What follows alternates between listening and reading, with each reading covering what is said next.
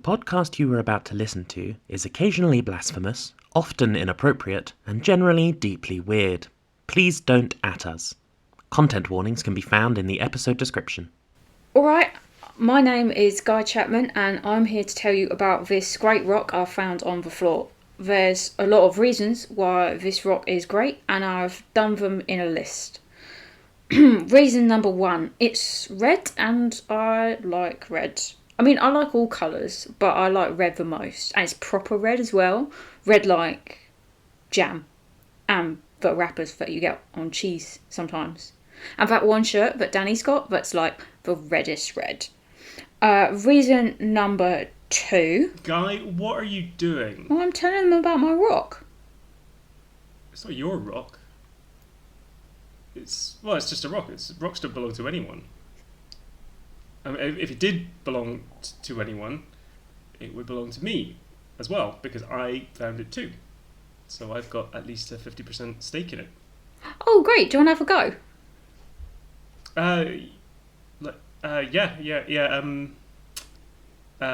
Okay. Did you say it was red? Oh, yeah, like a bunch. Okay. Did you tell them it was cool? So cool. Did you tell them that for the low price of £109 a month at the Platinum Excel tier of Herbs and More, you too could become the proud owner of a red rock, just like Piss this off, one. Greg, it's mine. Oh, for Christ's No, sake. give it. Give it. No, Give it here.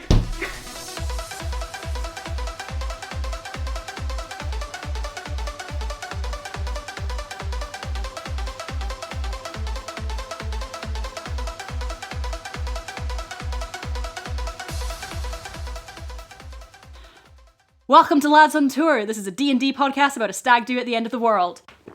Fuck yeah! Nailed it. First time in Nailed it. 3 Yeah. sessions Fucking I've done it right. smashed it. I'm so proud of myself. My name's Susie Rae. I'm the Dungeon Master. I can say some words in order some of the time. This week, lads, can you tell me what's the biggest lie you have ever told? And we're going to start with Joe. Okay, hi, my name is JJA Harwood, aka Joe, and I play Guy Chapman, bard, perfectly normal, regular human man, and podcast bad boy. So the biggest lie that Guy has ever told is that he completely and fully understands the concept of sin. He doesn't really. Like, Same, babe. He's don't get me wrong, okay, he's clear on the big ones, like murder and financial crime. But like whether anything else counts as a sin, he finds kind of confusing because like a lot of the time it changes depending on the person's perspective, like the time and place that you're living in. There's a lot of different things that different people would call sins, and he finds that like very, very like misleading. So this really came up when he was applying for the position to move up to Earth and do some temptation stuff, because obviously you have to understand sin to go and be a demon and tempt people on Earth into doing sins. And he was like, no, yeah, got it, totally, yeah, sure, fine. Did not. So the kind of rough rule of thumb that he's been working with is that if he enjoys it, it's probably a sin. Oh So- man, that's and that very just- Catholic. I mean, as a rule of thumb, That's so Catholic. Yeah. That's extremely know- Catholic. Except Yeah. backwards. and Jewish. And Jewish, sorry, Sam. Sorry to erase Covers you. a lot of stuff, but that also means that, like, you know, as well as the normal stuff being covered under the sin-brella, Guy also considers petting a good dog a sin, pizza a sin, and Peter is a Some sin. of them putting on socks when they're fresh out of the tumble dryer. That's also a sin. But it's all good for him because, like, he figures that he's meant to enjoy these sorts of things. he's a demon. because, you know, he's a demon. I mean, Also, perfectly normal, regular in human Guy's defense, in hell, he is in the accounts department, so he does really Yeah. only know about financial crime. It's bad. Faye, tell us about lies. I certainly will.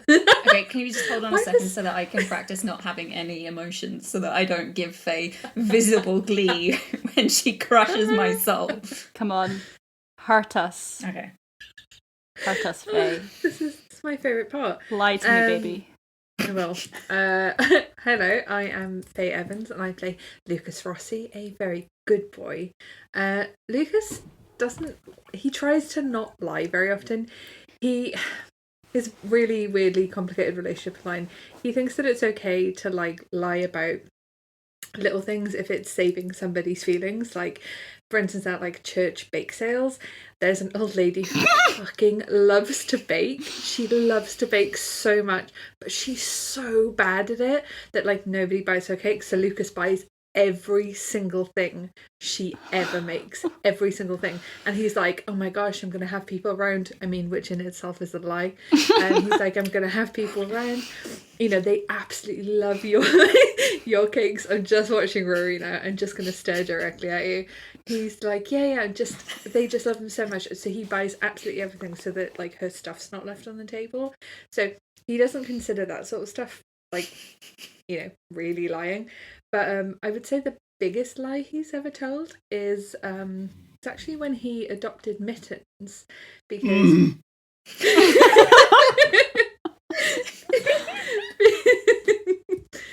because so when he basically saw Mittens out in the street, was clearly a sad cat alone, and called the local whatever, RSPCA, whatever, and they came to pick him up, and when they picked him up, they were like, oh, we're just gonna see if we can find his owner, blah blah, and then he called back a couple of weeks later to be like, oh, did you ever find who it was? And they basically said, no, he's actually going to be put down, because he's really vicious. And Lucas was like, oh, okay, that's a shame. So he put the phone down, and then he called back and put a voice on and was like, oh, I think you've got my cat. He's been missing. And basically you didn't even need lied. to tell that. You could just have said, I'll take the cat. It's okay. I don't want this. No. So he tried to. Sorry, I should have specified. He did try to, but they said because he was super vicious that he wasn't going to be able to be adopted. How vicious is this? This kind of a gun? What are we talking about here? Well, yes, he canonically, was very yes. dangerous. Oh, Canonically, Mittens has killed. Faye, just so you know, every time you do this, I add a little tally on all of the horrible things that are going to happen to Lucas over the course of the podcast, and all of the angels that are going to tell him that God didn't want him. This one was a nice one. Thank you, Sam. Thank you. This was just I agree. Lucas's biggest lie was that he saved a cat's life. There's nothing sad about that. Exactly. Yeah, but the issue is... No. This is so sad. Everything about this is extremely sad. This is what she wants. And she wants to make me look like a cunt anytime anything bad happens to Lucas. And I'm doing it. I'm going to make it worse. I'm going to make Lucas real sad. Sam, tell us about something that's not cats. Unless it's cat related, I guess. It's not cat related. My name's Sam Ferguson, and I play Artem Volkov, the Reddit lurking, apocalypse prepping average boy of the podcast. And the worst lie that Artem has ever told in his mind was a lie he told to gain access to the Discord server containing his current friends who also appear to have survived the apocalypse. Because it was a gaming server, and he was trying to impress people on the internet, so when part of the gaining access was telling them what his favourite game was, so he said that it was Dark Souls, which is a notoriously difficult game, and to gain access he had to prove he was a real gamer and that he had 100%ed every game in the Dark Souls franchise. This sounds like the worst fucking Discord God. server. Can you imagine who is on that Discord server? Fucking nobody. Artem panicked because he actually really doesn't like Dark Souls. He was just saying it because he thought it would sound impressive. So because he really wanted in, he paid someone and gave them his gamertag login, and then they 100%ed the games for him and gave the account back. And Artem my has God. never completed a Dark Souls game. Can I just really quickly bounce that back to Joe? Is that a sin? Yes. Okay, thanks. I feel like that ties in And to be clear, game fraud. Sam has completed all the Dark Souls games. I just want to put that God, out there that's so for all the hot. nerds. Yeah, because I'm a gamer. So, Rory, have you thought of something yet? Yeah, I came into this very well prepared.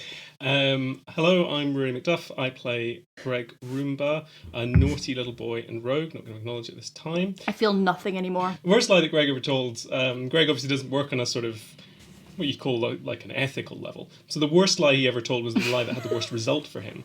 And the worst lie he ever told was... So he was about 17. He was at a bowling alley. That was the coolest thing you could possibly do in Carlini. It wasn't obviously in Carlini. They went all the way to Braehead. It's crazy.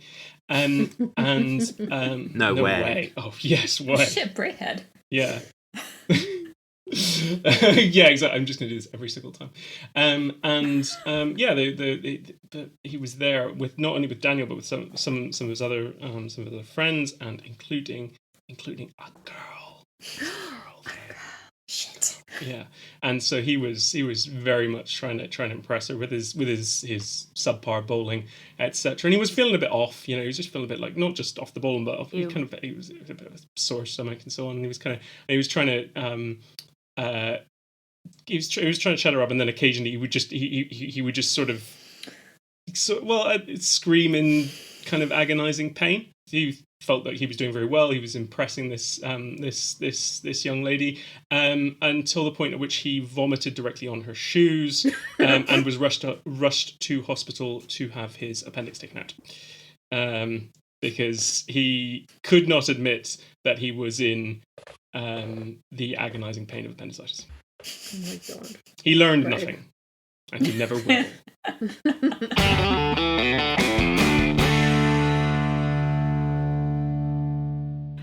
Last time, you had some tea at a prophet's house. Mm-hmm. It was honestly very uneventful. That was all that happened. You had some tea. You went to a strange liminal zone where you did a bunch of, like, honestly, narratively probably quite unnecessary puzzles. You found a really good rock. Yeah, it was so good. Like, just a really good rock. Did we get to keep the rock? No, the rock vanished. Okay, so we have a new side quest. Yeah, and then you read a book where you had some strong memories of the past, and then you got a nice little prophecy. This prophecy has done me in. I haven't been able to stop thinking about it. Do you want to give us a rendition of the prophecy? Okay, the prophecy, for those who've forgotten. 4 stand before me, asking for their truth. 1 can see every path, but cannot walk most. 1 will make the darkest choice, he will be cracked open and erased. 1 will diverge, I cannot say more. 1 has no fate or meaning, he is the one I fear. That's the prophecy. It's intensely fucked up. I think it's fine. I hope Gregg is excited to get erased. So as far as I'm aware, that's literally just happened. That Right. basically, yeah, this has just happened, and she's, like, just come back to the world. Like, her eyes have just stopped being glassed over. And yeah, that's just happened to you, so what do? Artem stands up and walks out of the room. Fair enough. Excuse me, can you say that again? What? Lucas, did you write that down? The prophecy. Or whatever it was. Yeah. No, but I can. Hold on. Does anyone have a pen? Sorry, that was a lot. Yeah, I'm gonna go and check on Artem. Artem, where have you gone? I go straight out the front door, and I am outside. Dog follows you.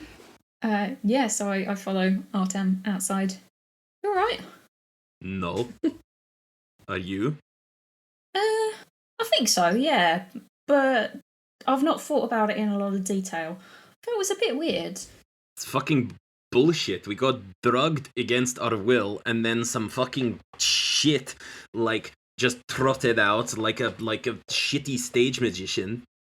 Was that what she was doing? I mean, what else could it have been? Well, do you want to go back inside and maybe we could look for if she's got one of those big strings of hankies? And then we'd know. I mean, maybe we could find. Yeah, no, let's go back in and you distract her, and I'm gonna look. We need to like she must have files on us or something. Like this doesn't just happen. Like it's a cold read or something. I remember I watched some YouTube shit on it once. Okay. Well, I think the thing is, I don't know if this sort of thing would happen normally, but like in the apocalypse, I think maybe it might. So I'm not saying that she's definitely not got like little bits of paper on us and things, but don't be like upset if you don't find anything. All right. Artem, you see Artem like visibly like cycle through like shitty Reddit arguments in his brain, and like he keeps opening his mouth to say something, and nothing is coming out more than like but, and then his shoulders just sort of like slump, and he comes back inside with you. Yeah, but I mean, there's no harm in checking though. Like, we'll be sure. I'll go and talk to her. I'll go and see if she's got any more drugs as well. Lucas. Yeah. I just realised. You know what she said? 4 come to whatever. Mm-hmm. Well, there's 4 of us. Yeah.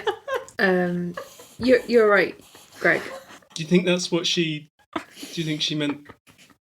I do. I don't think I ever would have said before that this makes sense, but considering everything that's happened, I feel like this makes sense. And we came here for a reason, and I just saw. I mean, you read the book, right? Yeah, but it just said like I had a nice time with Daniel, and then I was kind of sad when he left. And it wasn't. I mean, what did it say for you? It's pretty similar. Would we have come back into the room by now? Yeah, you were just outside. So hearing what they're talking about, I would just say, like Artem just walks in and just goes, "The book was full of fucking lies," is what it was full of. Well, what did it say to you? What did it say? It doesn't fucking matter because it's not true. Well, it was true, the stuff that it said about me. I mean, it said like I had a nice time with Daniel, and then he went away, and I didn't think he was gonna, and it made me sad. Guy, what did yours say? Was it true? Oh yeah, it was all true. It was just stuff about and Guy just sort of like gives the prophet lady a bit of a once over to see what the general vibe would be, and then he just goes, normal human things. Normal. Right. Like that time I was born. Oh my god, being born, am I right? What a rush. Yeah, wait a second. I was actually gonna say, sorry, I didn't remember your name, Mrs. Prophet lady. She doesn't say anything. And when you turn to her, she hasn't moved from the seat where she was sitting throughout your tea incident. Carmen? She dead. She's not dead. Carmen, can I kind of put my hand on her shoulder and kind of not like aggressively or anything, just to like try and get her attention? Carmen? You put your hand on her shoulder. She doesn't react. She is staring straight ahead, and she is staring directly at Artem. I wave my hand in front of her face. She sort of reaches up and just moves your hand out the way. It's freaky. Artem isn't making eye contact. I think he's pacing. What do you know? Are you talking to me? What do you mean, what do I know? I don't know shit, What that's why we came do here. you know? Don't shout at me, lady! What do you know? She stands up and she walks past you to the door leading out, and she locks it. Artem draws his gun.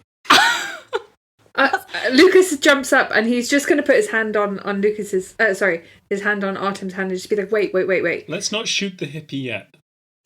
We've got time. This might be the first time Artem has pulled out his gun for a justifiable reason, and it's also the first time you've all been like, put your gun away. When you were faced with a small child and Artem whipped out his gun, you were all like, yep, that checks out. Fucking creepy woman locking you into a room and being like, what do you know? And you're like, no, let's not be too trigger happy. No, I just feel like she has significantly more information than we do, and it might be a good time for us to try and get it. Percy. Don't speak to Artem like that. Carmen fully ignores you, and she walks round to the door leading to the kitchen, and she locks that as well. Our friend is kind of through there, and he has a gun, and I wanted some custard creams earlier, and I didn't get them.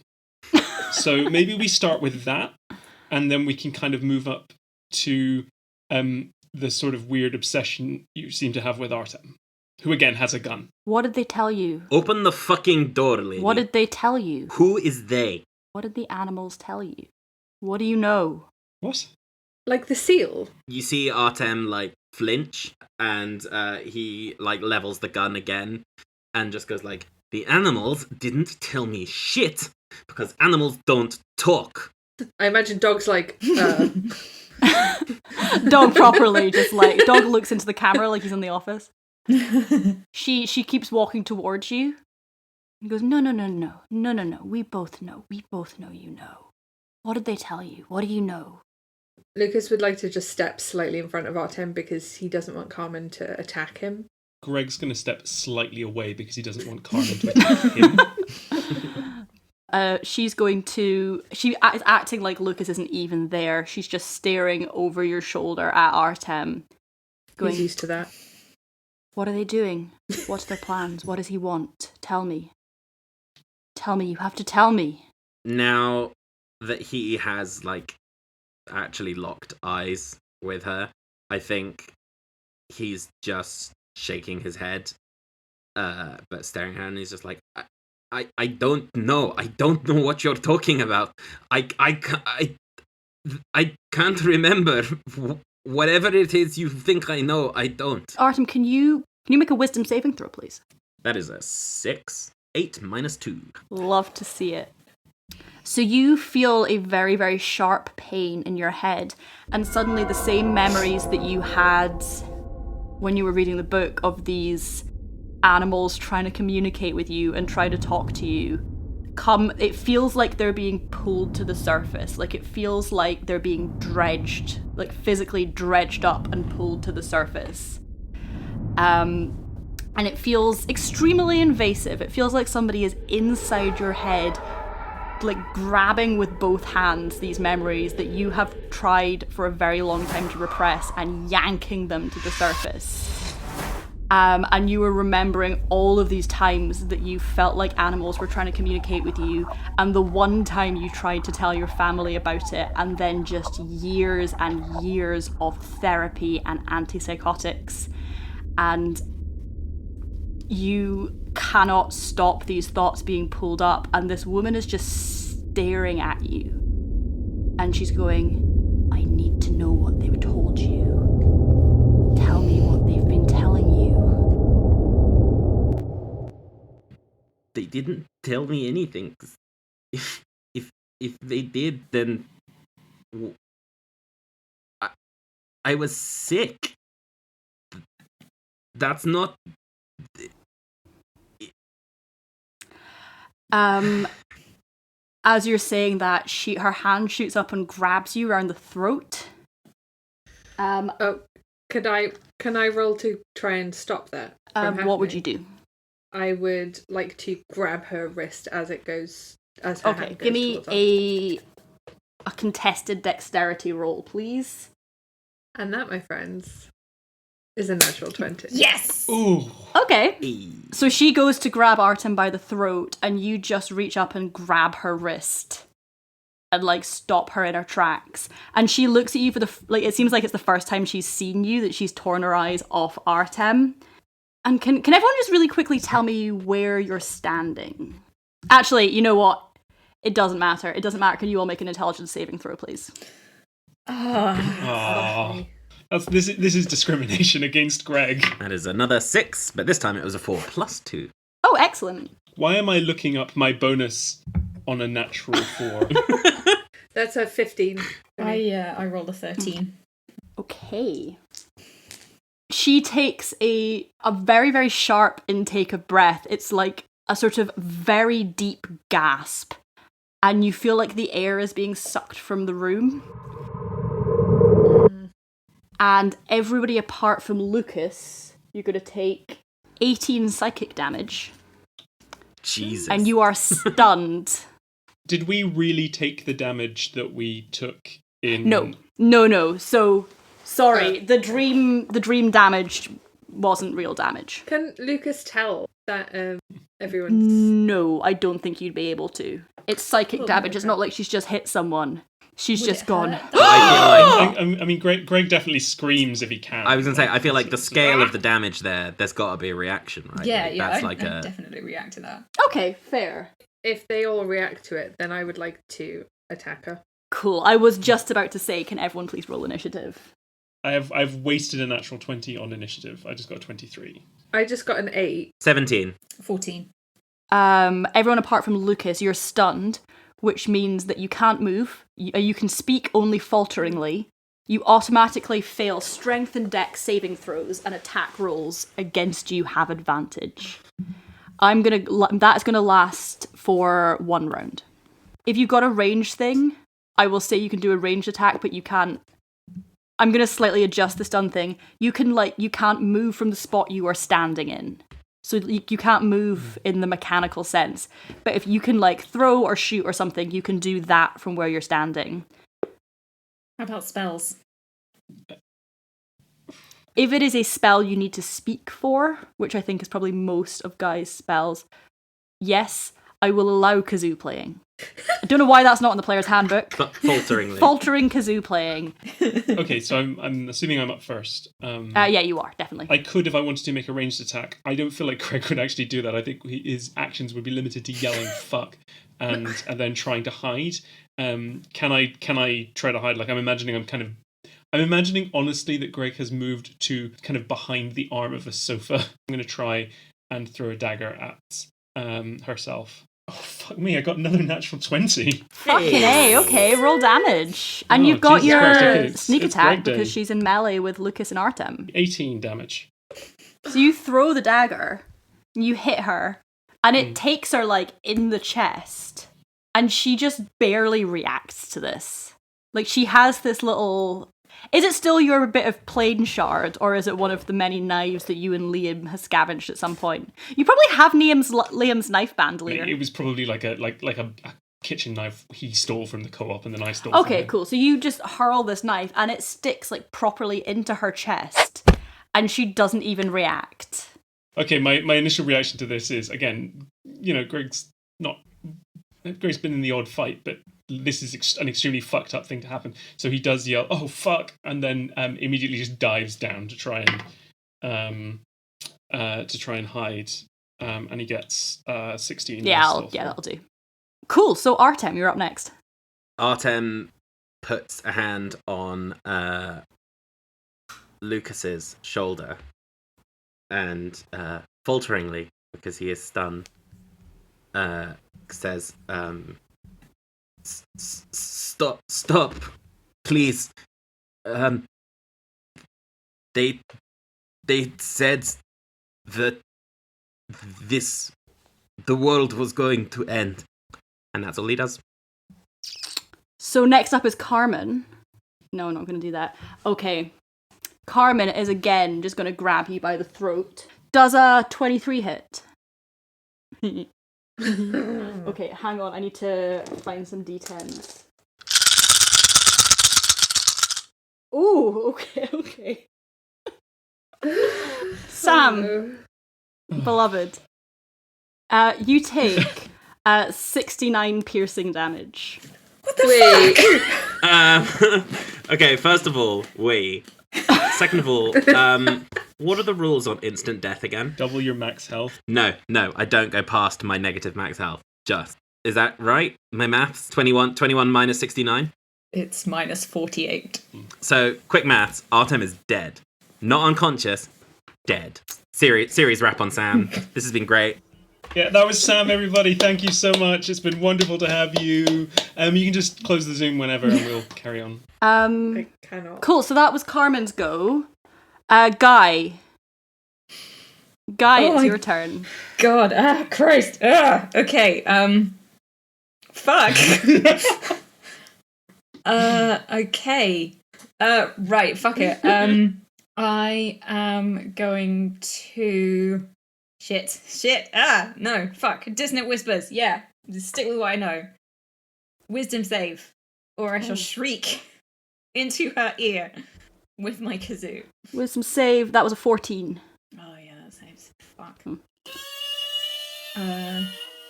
Yeah, so she's fine. I'm stunned, so I can't run away. Ah. No, that's it. That's me. Okay. I think we're going to win this combat. Great. Fab, so Lucas. Lucas. Also, really quickly, I fucking love the visual of, like, Artem fully fucking, like, dying, blood coming out of his eyes, and then Guy panicking and going, like, playing the funeral march in the kazoo. Sorry, Lucas. Is she, just for the visuals, am I currently being held aloft? Or have I crumpled she's to the holding ground? you. Surprisingly strong for such a tiny woman. She's, like, holding you up by your throat, and you've just, like, gone limp, and there is blood coming out of your eyes. Okay, I am going to...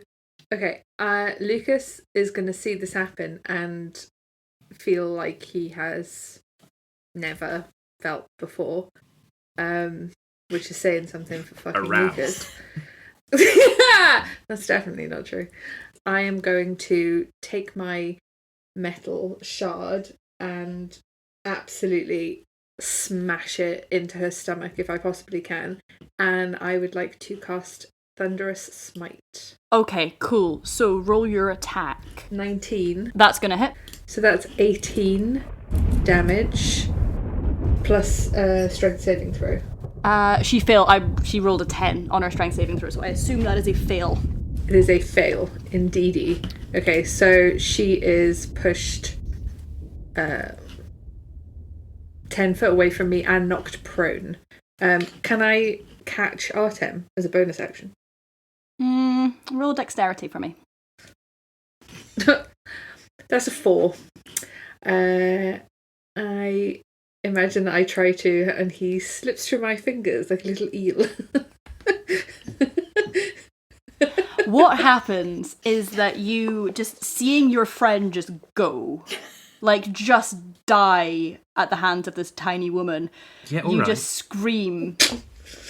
Sam, you're dead. Yeah. You can't talk. So what happens is that you see your friend just die in front of you through seemingly almost no effort from this woman. Oh my And God. you just scream and drive this piece of metal into her stomach. And with the force you push her with, she just stumbles back and away, and she sort of pulls Artem back with her. And they both just crash to the ground together, Artem just lying limp on the ground. Are you doing anything else? I don't know if I can, because what I'd like to do is kind of carry on running towards her, because what I want to do is get Artem away from her. You can move, so you can move towards her. Okay. Yeah. Oh, okay, I was going to say, I'm also worried about the rest of them because they seem to be only available to be dead or play a kazoo falteringly, and I can't see Gregg, so... He rolled really good on that hide. Yeah, so I also feel like I have to, like, be in front of her to stop her attacking the others, whether that works or not. So yeah, I'm going to run, kind of follow as she goes.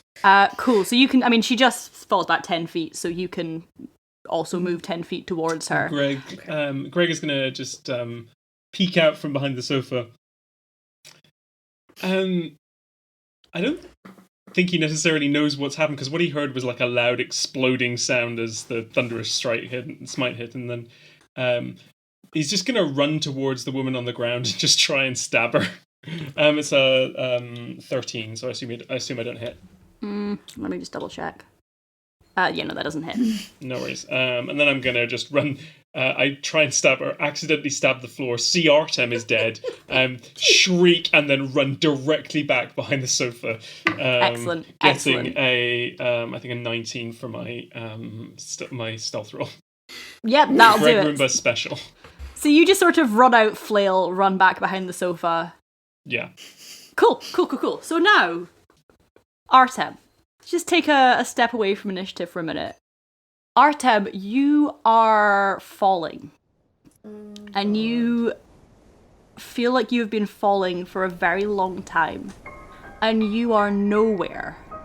But it's that kind of, when you close your eyes and you see nothing, but there's that sort of shifting light in front of your eyes.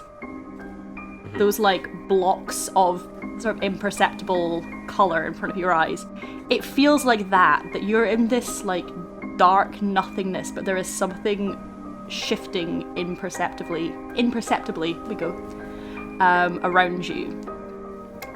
And you feel very, very close to you, something moving, but it's not something bad. It's not something scary. It's something, it feels familiar, and you realize in that moment that it's your dog. Your dog is there in the nothingness with you. And you can feel him, as he's done many, many times, just pawing at your leg for attention. And then you hear him whispering in the voice you've heard a couple of times when you've sort of let your guard down a little bit.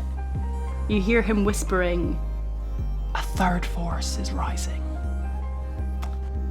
And then you feel all around you this flurry of movement, like a million birds all taking off at once around you, and they all caw and shriek in unison. The Pelagians are not yet known. Sure. And you feel suddenly you're not falling anymore, and you're just sort of sitting. You don't know where, you cannot see anything, but you feel like you're just sitting on the ground and you feel warm, you feel like you're out in the sun, which honestly is probably not a particularly familiar or comfortable memory for Artem. Don't know how much sunlight he gets, but you're sitting on the sun and it's nice, and you can feel Dog pressed up next to you, and he's just resting his little head on your leg, and he goes, "Father, you have to go back. You need to let them know." Go back where? I don't understand. Where are we? You have to go back and warn them. How can I hear you? You know why. And he suddenly sort of jumps at you. Again, in that very little small dog way where they just suddenly jump at your chest for attention. He just leaps up at you, hits both your chest with both of his front paws and knocks you backwards. And again, you feel like you're falling, and then you hit the ground. And you are lying on Carmen's living room floor. And you are unconscious. You are now in death saving throws, but you are not fully dead. Okay. And now it's Carmen's go. Do I get to do a throw? Yes, do a death saving throw. That is a 4. So that's one fail. It's so funny if you got a natural one. Look, I was looking for a nat 20. I was like, if there was ever a narrative reason to get a nat 20, it would be now. But turns out dice are dice. Cool, it's now Carmen's go. Carmen, unaware that this has happened, is just going to whirl around. She's going to snatch from just one of the shelves of shit that she's got, just random trinkets. She's going to snatch up a snow globe, and she's just going to whirl around and try to just smash Lucas in the face with it. She's going to roll a 2. I kind of assumed she was just going to behead Artem or something. So that would have been very funny. Just brought you back and been like, psych, bitch. No, she's going to try and smash Artem in the face with this snow globe, but she just rolled a 2, which even with her, I think it's +7 modifier, that's not going to do it. So she just twirls around and flails at you and misses, and swears loudly. And it's now Guy's go. Yeah, I'm gonna just run forward to where Artem is on the ground and just grab him by the shoulders and shake, and I'm gonna cast Cure Wounds by just saying, "Get up, Artem, get up!" if I'm being shook, Artem just bolt upright, and there's blood running down his face still, and just immediately just goes big intake of breath, and just goes, "A third force is riding the Pelagians are not yet known."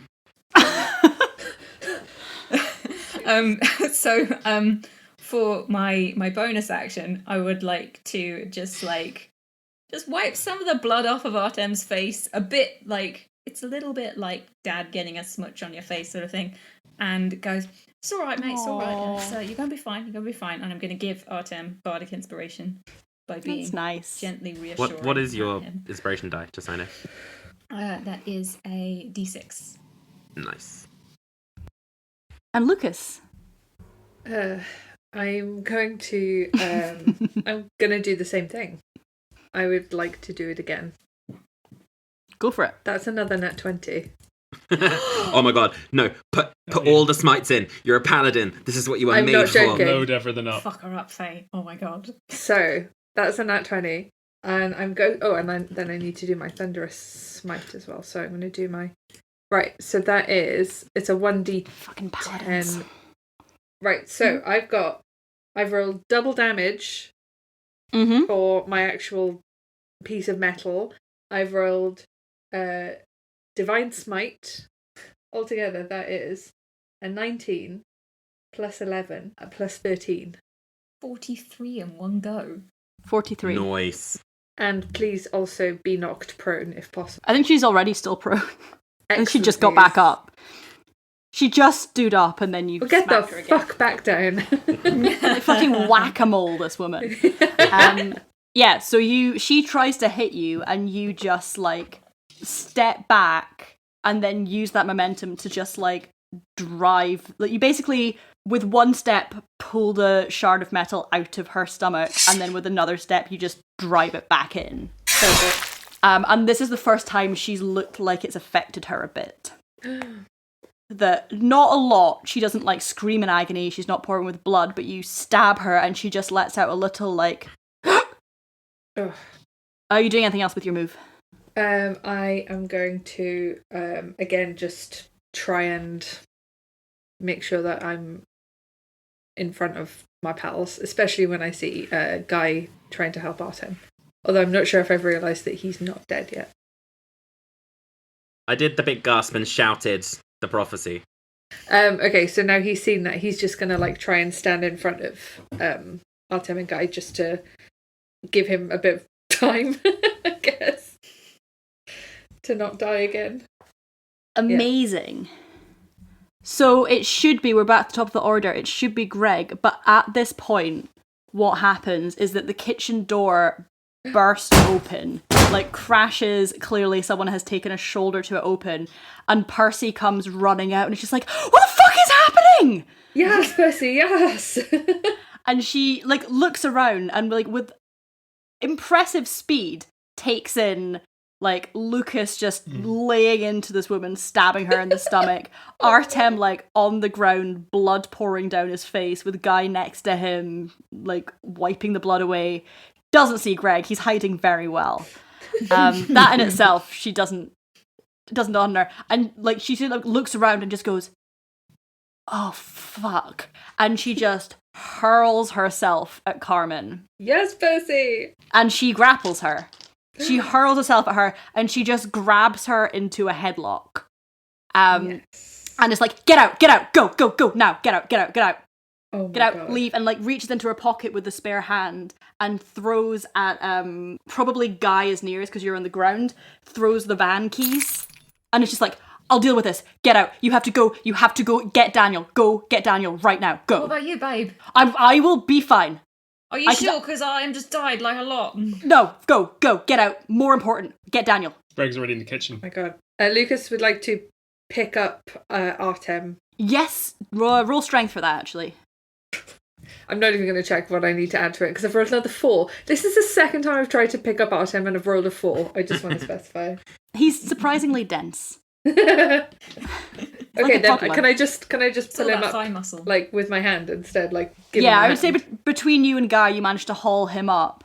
As this is happening, Carmen like she's wriggling and trying to get free of Percy, and then she just throws her head back, and these out of her mouth comes pouring these like black shadows that are like swirling, mixed with these like tendrils of white light. It's like eels roiling on top of each other. Nope. This combination of this like intense black and this blinding white, and it's sort of pouring out of her mouth and towards you, and Percy's like, go now, get out, fuck now. As we're leaving, can I make an Arcana check on all of that, please? Or do you think some of this might be a bit fucked up? I'm going to let you do that after you get out. So Yeah, okay, fair enough. now I'm basically going to do a very short skill challenge where to get out of this room away from these things and get to the van, everyone can choose one skill to roll. You're going to be beating a DC 15. You have to justify what you're doing. I don't want you to just be like, I roll religion for some reason. Like, I need a justification for what you're doing. Roll a DC 15 and it is going to be an average of the whole group. Trying to convince myself in my head that I could somehow make this persuasion, but I feel like this is stealth. I feel like what Gregg does is he just quietly gets up and walks into the kitchen. and kind of assumes that Percy's screaming, get out, and Artem babbling prophecies and things. If he comes out with custard creams. Yeah, actually, I was going to ask if I could check and see if there's some custard creams. I'll give you that for free. I just take a half of a packet of custard creams and just pop them in my jacket. Fucking hell. As I'm Cool. walking past. Can you give me a roll, please? So you're beating a 15. I got a 20. Perfect. Perfect. What is everyone else doing? So that's one success. I'm going athletics. Yeah, so you're just trying to like run and drag everyone. Yeah. Go for it. And I rolled a 17 and I have a +5. So Okay. Yeah, I'm ready to go. I would like to roll persuasion, and I would like to do that by having Guy point out of the window and go, "Oh my god, look out there!" I will let you roll that. I am going to say that's with disadvantage because she's currently vomiting magical eels. Oh, okay. So with disadvantage, that is a 13 plus 7, so that's a dirty 20. Okay. I would like to roll investigation to make sure that he saw the lock mechanism on the door and that he grabs for it rather than like everyone fiddling with the lock. Try and get out of the room. Yeah. Go for that. That works. I didn't say she took the key 16 out. So. total. Perfect. So 100% all round good work. So you manage, as this is happening, as Percy's just basically dragging Carmen to the ground, like wrestling her, and she's vomiting out these like weird arcane eels. You just sprint out the back door. You get round, you get into the van. Who's driving? Lucas. I think she threw the keys to me, so unless you take them off me, I take them off. Try. I take them off you because you can't drive. As we're running, I'm just gonna kind of palm them off you, like not like I'm trying to be a secret or anything. Just like, you know. Yeah, you just grab them on the way out. Yeah, I'm just grabbing them. And you get into the van and you just start driving. You fucking floor it. Lucas does not even check. No, he does not even check for seatbelts. Does he put his own seatbelt on? He does not. For the first time in his entire life, he does not. All he does is make sure that the doors are closed. And that's it. Get arrested. Shit just got real. That's it. Could I make that Arcana check now? Roll an Arcana check. What the fuck is going on with the like space eels? I want to know. Space Eels. Ugh. Ooh, okay. That is another dirty 20. You actually remember a little bit of the prophecy seminar at work. The reason being is that the person giving the prophecy seminar was someone that you were actively trying to fuck at the time. You did succeed after the seminar. Yeah, I did. And you remember, prophets are supposed to be extremely neutral. They exist between heaven and hell. It's the reason that prophets don't get taken in the apocalypse is that they cannot be taken by either side. They are fully neutral. What has happened to her has meant that she has turned to one side or another, and that's kind of like the failsafe on prophets. Maybe she was a non-prophet. Hey! No reaction. No, I'm proud of you. Yeah, so I relay this information to the rest of the group of being like, the space eels thing, that was like, is like what happens, because like prophets aren't supposed to pick a side, but she picked a side when she did a thing in there, and I don't know what thing, but she did it, and then that's what Oh, that was so manky. I feel like the only thing she did was fucking kill me. So I don't know if that makes her good or bad. Pretty bad. Murder is definitely a sin. We know that one for sure. Well, that's true. Artem, are you like, are you okay? I mean, like, she did kind of, there was a lot of blood coming out of your eyes. And there's still quite a lot of blood on your eyes and face. Artem, like, and on his shirt, touches his face and is just like, oh shit. Yeah, there's quite a lot of blood on your face. Yeah, that was what I was doing earlier. Did you not know that you had like blood all out your eyes and stuff? Much like the beloved video game Bloodborne. That's what that's about, right? Nice. That's one. That's kind of connected There's to blood us, on face. That's connected to the intro. Callback. I know video games. Artem just looks a bit bewildered. He's sort of looking around like, you know when someone has like a real shock, and I'm talking like that scene in Saving Private Ryan where you see the soldier wandering around holding his own arm level of shock. He's just sort of like, yeah, no, I didn't know I was bleeding. Okay, that's weird. And he looks down, he immediately starts looking around for Dog. Dog is like on your lap in the car, like curled up against your chest, and he's like licking the blood off your face. He scratches the back of Dog's head and is like, okay, good. Can we go? Are we going? Let's go. You're going. You're going. We are You're fucking like driving, barreling down the motorway. Lucas is speeding. Lucas is going at 75 miles an hour. Artem, do you want a custard cream? Mm-hmm. Or will they remind you of the woman who brutally murdered you? I can't let her ruin custard creams for me. Yeah, that's a good point. Gregg takes 3 and then hands over the packet. There was only 5 left in the packet. Yeah, there were. Yeah, absolutely. It was half a packet. I've also got some alcohol. Quite a lot, actually. Do you want a drink? He looks really torn, and then just sort of goes, yes, I think so. It's a nice normal thing to do is to drink in the back of a speeding van. So I've got port, I've got Red Stripe, I've got that nice whiskey, but I thought I was sort of saving that for when we find Danny, so we can celebrate. But like, we could have some of that if you wanted. How about we all have Red Stripes? Yeah. There's a 6-pack. We can have one each. So I'm assuming Guy's case is in the back, so I'm just gonna kind of root through it. I do not ask him before I do this. And starts pulling out. You have to get through a lot of condoms to find the beer. Yeah.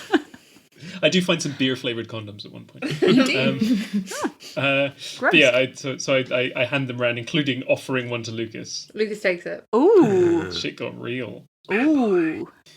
Artem sort of sits up against the back seat and just goes, so, recap.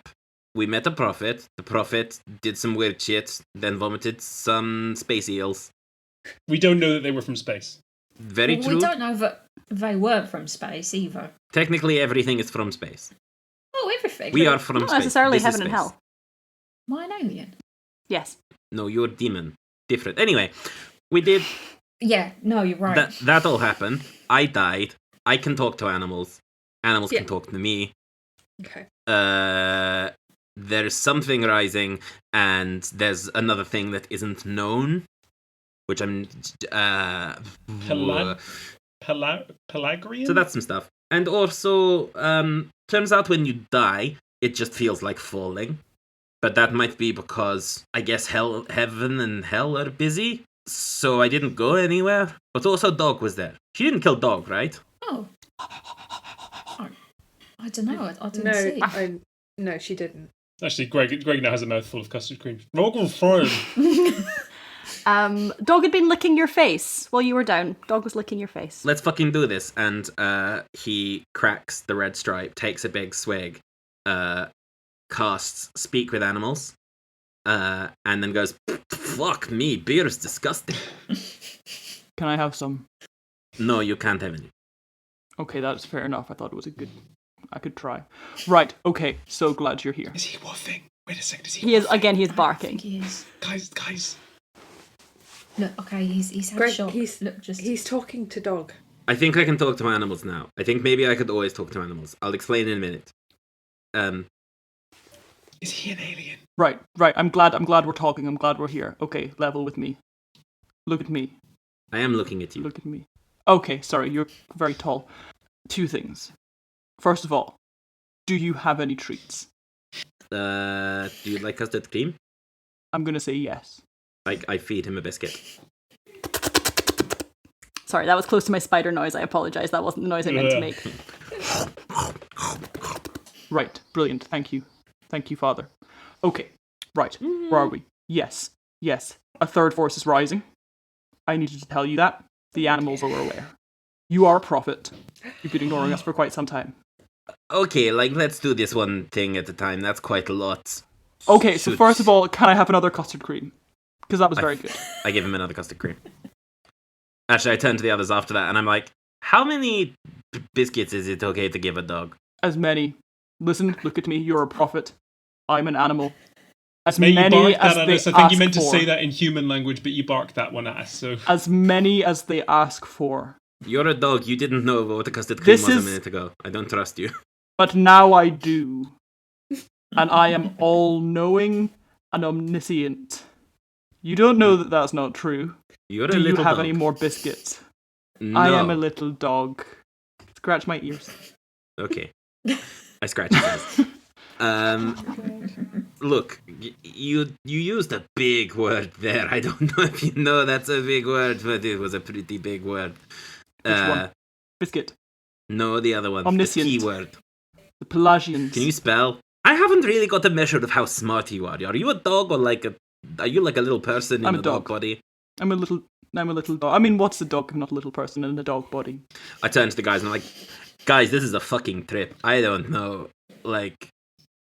Oh, do you think you're so high? Maybe. That would be a better explanation. I am a precious little man. He says he's a precious little guy. I'm a little guy. I'm a good little man. Well, I kind of told you that. What else is he saying? Stuff about things. Just dog stuff. I love you. Artem, that's the kind of... I don't mean to be, rude or anything, but that's the kind of lie that I would tell when I couldn't think of a good lie about what someone had said, when they've said something important or possibly personally devastating to me.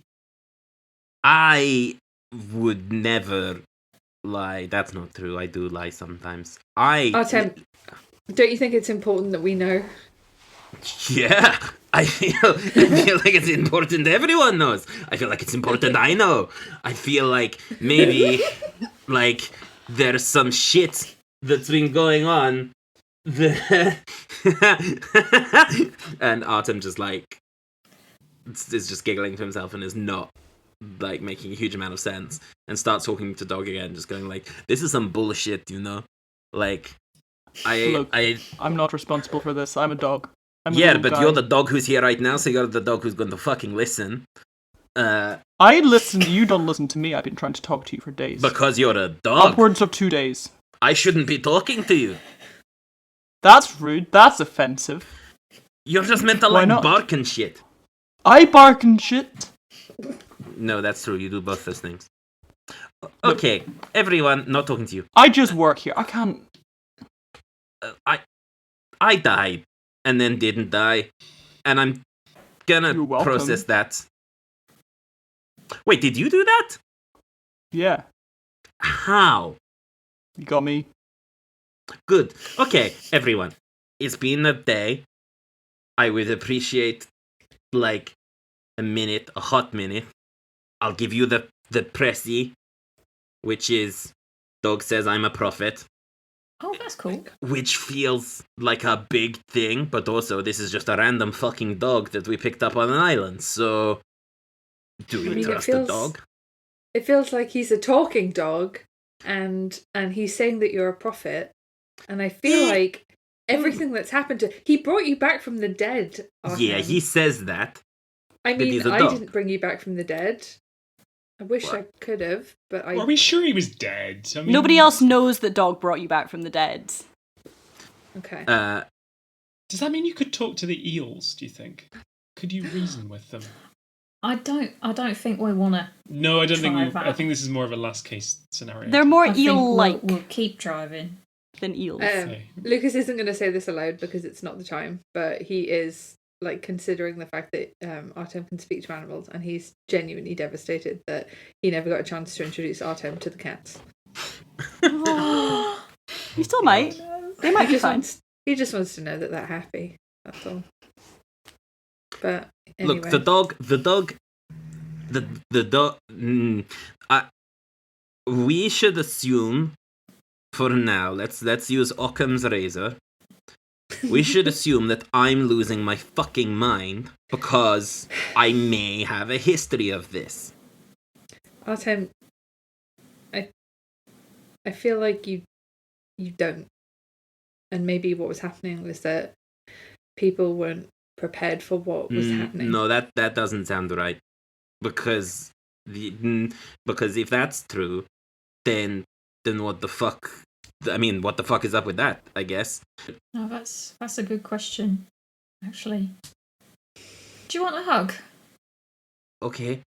Guy goes and sits next to Artem and just sort of like puts his arm around him and gives him a little hug. He is deeply awkward about it. Aww. Do you feel better? I mean, maybe a bit. Okay, I can work with that. I used to think that animals could talk to me, and I thought that I had an overactive imagination, and I had read too much C.S. Lewis and the Red Wall and all that shit, and they would tell me stuff, and I would think it was fine, and then I told someone, and they didn't believe me, because why would you believe me? Because it's insane. But when I kept hearing stuff, they sent me to someone, and we worked on it, and we figured it out. And it was okay because it was a delusion, and it was a delusion that could be dealt with by pharmacology and therapy and 20 years of, getting over it. And I've been fine. Artem, It's fine. I feel like you were right, and nobody understood that it was possible for you to have been right. And I think that you've been a prophet this whole time, because I mean, you can speak to animals, and I mean, Carmen was only interested in what you knew. She didn't even see the rest of us. She just knew that what you knew was important. And if that's in fairness, not a prophet, I hid behind the sofa, and I did a really good job. Well, do you know what, Gregg? She didn't look for you. I just feel like, Artem, you were the only one who was important there. And I think that if you were important to somebody who was already a prophet, makes you pretty powerful.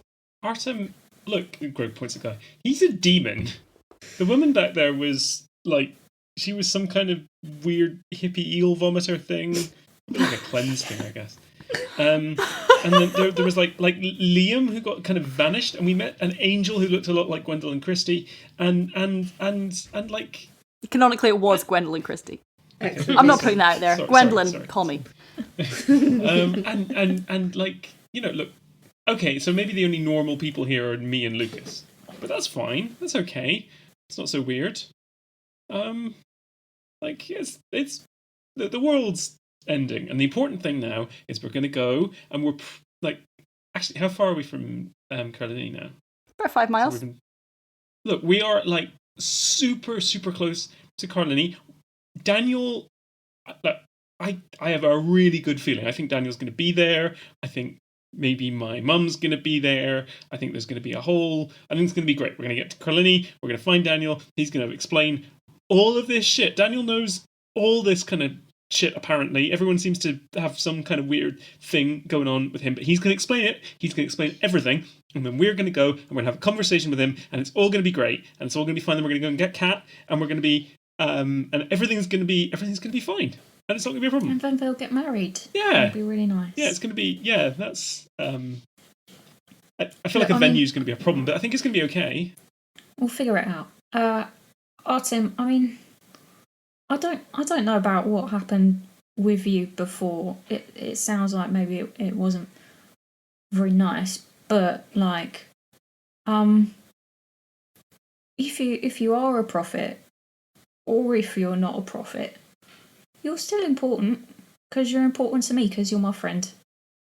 And I don't know what's true, but I believe you because I think you're really smart. And I think if anybody can figure things out, it's you. So I think you'll be all right. Artem is looking at the floor of the van and not making eye contact with anyone. And you can see his shoulders just like shaking slightly. And you can't tell if he's laughing or crying to himself. I hope he's not Put my arm laughing. around him. He's like, haha, funny joke. Ah, lol. Lucas. Actually, you know what? I'm going to try and clamber. I assume there's like some seats and I can just kind of awkwardly clamber my way over into the front where Percy had been sitting, but of course isn't sitting now. Are we like, this is pretty close to Carl. I think is it the next exit? Yeah, it is. Where do I need to go? Okay, I can kind of point you like the right direction. Yeah, okay. I may be able to do that. You never know. Cool. So I'll skip ahead that you direct Lucas. You get off at the exit. We go along. around 3 roundabouts 3 times separately, and I'm insisting each time that he does a different thing, which is wrong. Yeah, there's a bit of the point that like Lucas definitely knows where he's going better than you, despite the fact that you have lived here entire life. for upwards of 3 decades. This is one of the longest periods of time I've ever been away from Gurley. Eventually, you get to Carlini, and you're driving through the town. I'd say, if nothing else, Gregg can direct through his small town to his house. Yeah. Okay. So Big Keith is a right turn, so we want to go straight ahead and then take a left. Do you remember where Big Keith's is, just in case we need to go back there? So you're driving through the town, and it feels...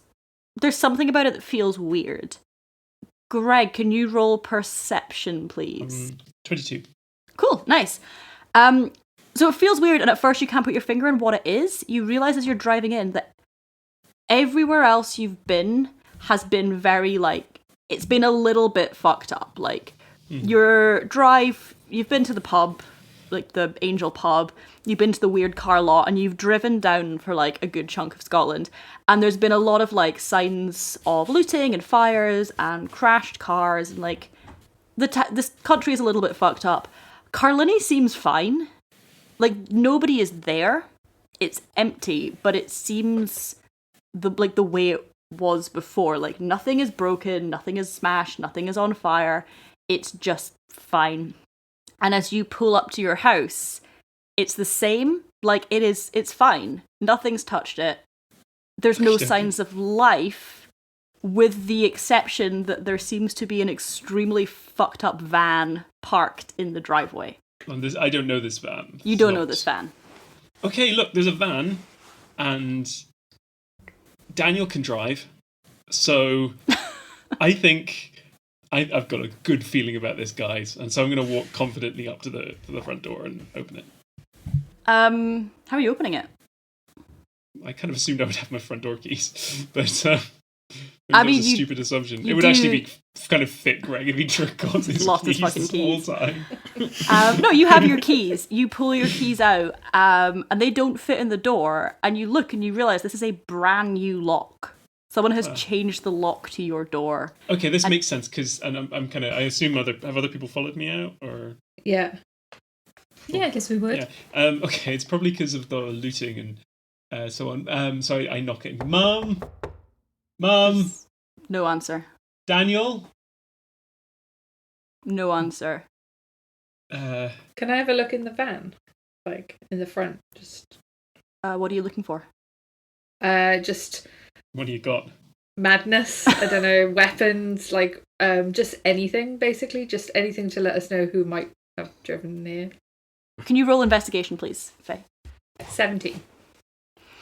Cool. You have a look in the van, and the outside is very fucked up. Like, it looks like it's been in a couple of crashes. It's like dented, scraped. One of the front bumper is like half caved in.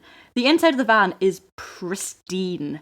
There is nothing left in there. It is spotlessly clean. Okay. It is very, very tidy.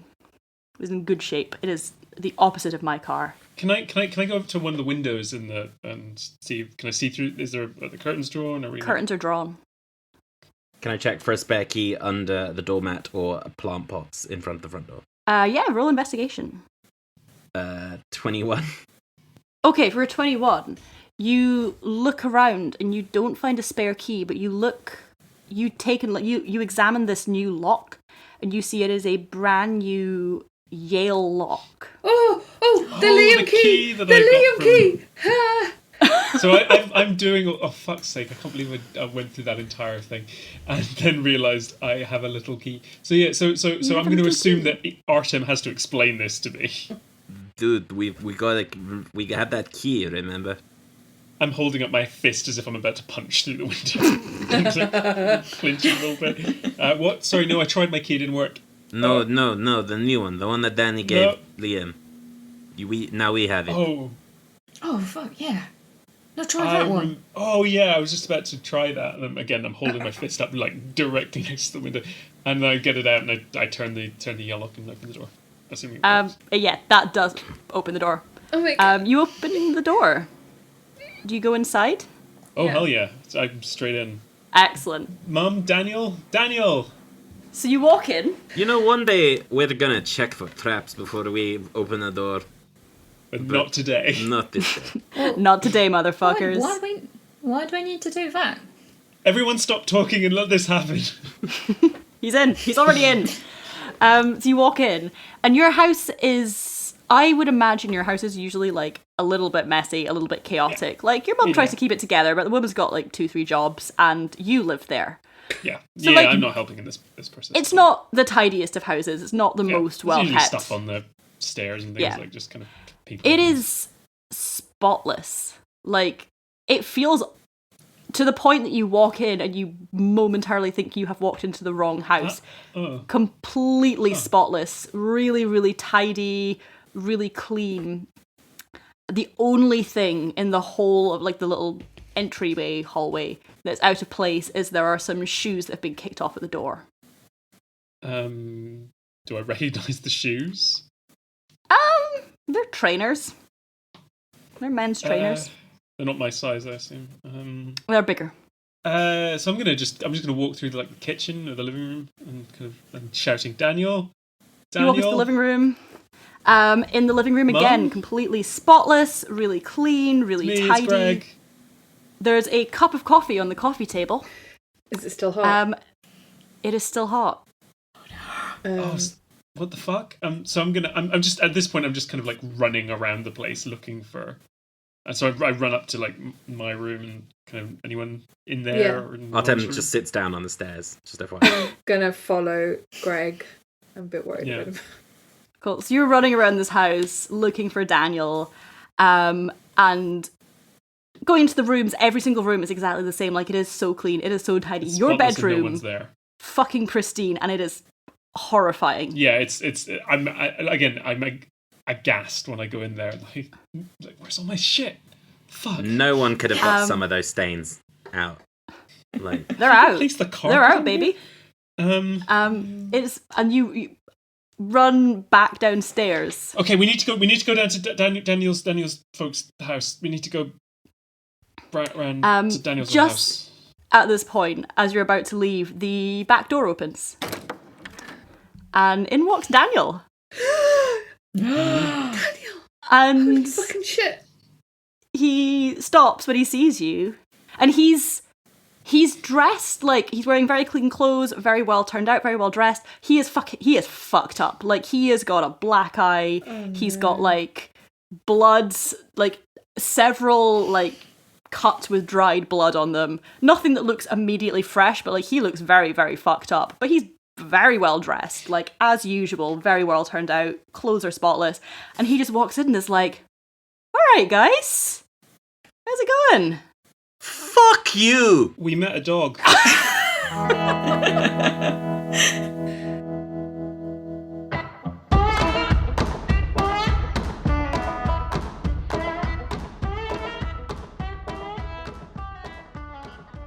Lads on Tour is Fay Evans as Lucas Rossi, Sam Ferguson as Artem Volkov, JJA Harwood as Guy Chapman, Susie Rae as our GM, and me, Ruaraidh MacDuff, as Gregg Roomba. Thank you for listening to the show. Sorry about the eels. They will never show up again, I promise. If you enjoyed it, please subscribe, give us a 5-star review, tell your friends. We like doing this thing. It's nice when other people listen. Tweet us, send us a tweet at Pods on Tour, telling us if you like the show. It feels nice. What the hell? Our next episode will be up in 2 weeks' time. Subscribe, you won't miss it. On Twitter at Pods on Tour, on Instagram at Lads on Tour Pod. And give us a shout. Let us know what you're up to. Send us a picture of your cat.